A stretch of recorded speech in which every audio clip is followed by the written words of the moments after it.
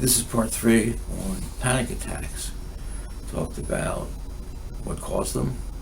We talked about your resistance to dealing with what you have to deal with if you're going to get over these panic attacks. And now we have to talk about how you're going to get over that hang up of going to where you don't want to go and you've spent maybe your whole life avoiding dealing with.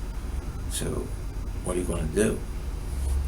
So what we have is a workshop, goes 5 days a week, where people come together, all of whom have the same problem, including the panic attacks. All of them don't want to go there, but they begin to understand that they're not alone, that this is a ubiquitous kind of situation, and that once they begin to understand what's going on and begin to allow themselves to share what happened, the painful thing, they're not the only ones that this happened to. They feel a little bit more comfortable dealing with the early life trauma. And that's the whole secret. You come in having had an opiate problem, feeling very isolated, very alone, very misunderstood by everyone, not supported by people who should be supportive of you, depression, a lot of anxiety, lots and lots of problems that remain unsolved, and you feel very alone.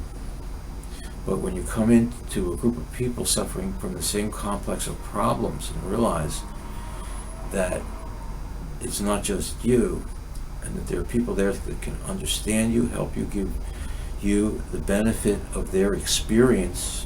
Like we have people say, it took me 2 years before I would think, when I started to have a panic attack, that this is a panic attack.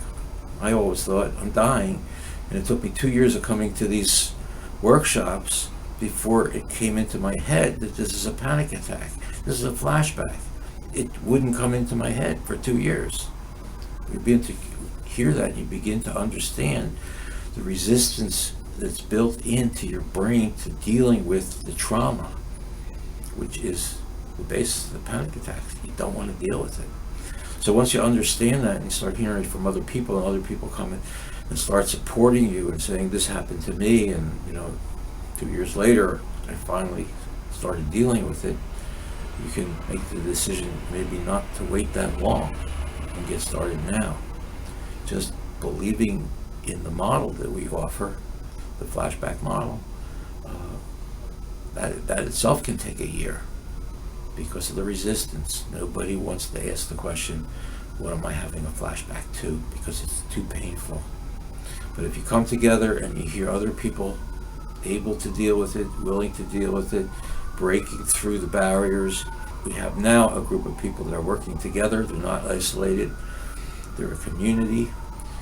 They're working hard, and they're getting better. They're getting better. So thanks for tuning into our series. Next week we have another series coming up.